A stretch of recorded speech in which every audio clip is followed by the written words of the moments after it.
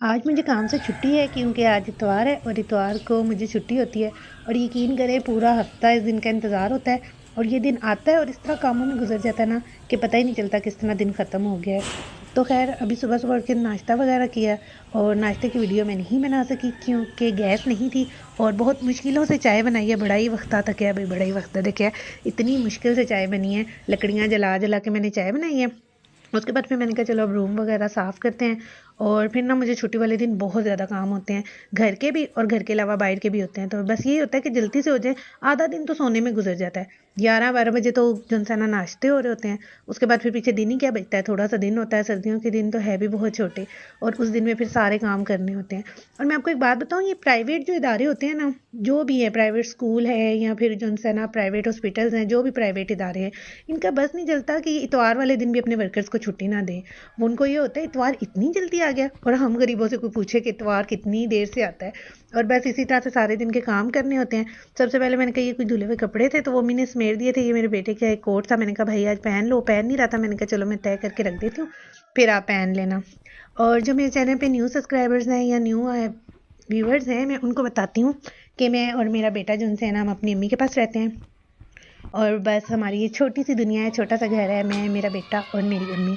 तो आज मैं बना रही थी आलू कीमा, क्योंकि मैंने कहा चलो आलू कीमा बना लेते हैं। आज संडे है तो संडे को ना कुछ स्पेशल हो जाए। संडे ऐसे होता है जैसे पता नहीं कोई बहुत ही अनोखा दिन है, हालांकि आम दिनों जैसे ही होता है, लेकिन बहुत ही एक्साइटमेंट होती है। तो बस ये मैंने आलू कीमा की रेसिपी पहले भी बताई हुई है अपने व्लॉग्स में, तो फिर मैंने कहा चलें आपको बोर नहीं करते। मैंने आलू कीमा बनाया, मसाला वगैरह रखा और इतनी देर में फरमाइश आ गई, नहीं मम्मा आज तो आपके हाथ की चिप्स खानी है। लंच में तो लेके जाते हैं लेकिन ठंडी हो जाती है ना, तो कहता है मम्मा मैंने गरम गरम खानी है। मैंने कहा चलो ठीक है। फिर अम्मी ने आलू वगैरह काटे तो मैंने चिप्स बनाई, साथ चाय बना ली। कह रहा मैंने खाना नहीं खाना दोपहर का, बस चिप्स हो गया है।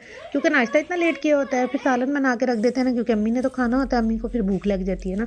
तो मैंने कहा चलो ठीक है आप फ्राइज़ खा लो। वैसे मैं इसको बाहर से भी ले देती हूँ संडे को, फिर मैंने कहा आज बाहर से नहीं लेके दूंगी। और फ्रिज इतना गंदा हुआ हुआ था ना, अम्मी बेचारी क्या क्या देखे ना, सारा घर उनके सर पे होता है। मैं तो सुबह की गई हुई 1-2 बजे आती हूँ और बस खाना देखती हूँ। तो फिर मैंने कहा चलो आज मैं फ्रिज साफ़ कर लेती हूँ ना। फ्रिज को मैंने अच्छे से साफ़ किया। अच्छा मेरे पास ना कोई स्टैंड वगैरह ट्राईपॉड वगैरह नहीं है, तो मुझे एक हाथ से ही मोबाइल पकड़ना पड़ता है। फिर पानी का काम होता है ना, तो इस वजह से फिर मैंने वीडियो वगैरह नहीं बनाई। लेकिन मैंने ये फ्रिज साफ़ किया है, ये मसाले के बॉक्स वगैरह थे, ये इतना जल्दी गंदा हो जाता है जिसकी कोई हद नहीं। इसको बार बार धोना पड़ता है और ढक्कन तो इसके उतार उतार के हम जो है ना दूसरे दिन ही धोते रहते हैं। तो अभी खैर मैंने इसको ना सारा खाली करके साफ़ करके फिर ड्राई किया। और फिर मैंने कहा चलो इसको जो है ना वापस रखते हैं इसकी जगह पे।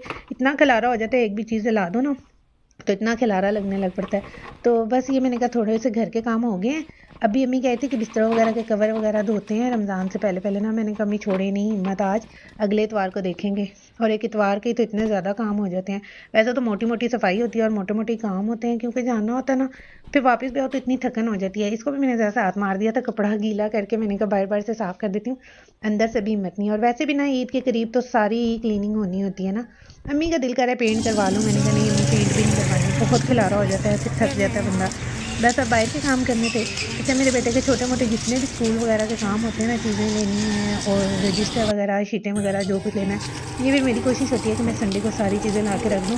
वैसे भी मैं ना जब सैलरी मिलती है ना तो छोटी मोटी इसकी सारी चीज़ें लेके रख लेती हूँ, कि फिर जो सा एक तो महीना है ना, पैसे इतनी जल्दी एंड पे ख़त्म हो जाते हैं, समझ ही नहीं आता। तो मैं कहती हूँ चलो मैं इसके लिए ना सारी चीज़ें वगैरह लेके घर में रख दूँ जितनी हो सकती हैं, फिर साथ साथ छोटी मोटी आती रहती हैं। तो ये हमारे घर से ना थोड़ा सा ही दूर एक बाज़ार सा है छोटा सा, बिल्कुल 10 मिनट की जो है ना चल के जाओ वॉक पे है।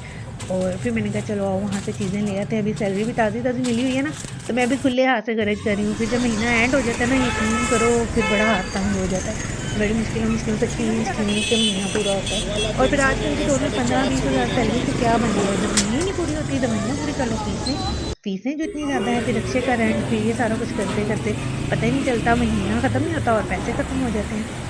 अब ये बैठ के कह रहा था कि मैंने चाट खानी है इधर। मैंने कहा नहीं भाई अम्मी के लिए भी लेके जानी है। तो अम्मी हमारे ना साथ नहीं जाती, वो कहती हैं बस छोड़ो मैं घर में ही ठीक हूँ, तुम लोग जाओ।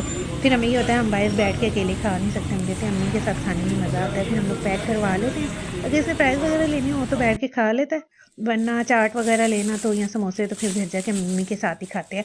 और अम्मी भी ना हमारे बगैर कुछ भी नहीं खाती हैं, वो उनको भी होता है कोई भी बाहर जाती है ना चीज़ लेके आती हैं, रोल्स वगैरह ले आती हैं, कुछ भी ले आती हैं, तो उनको ये होता है कि मैंने तुम लोगों के साथ खाना है ना।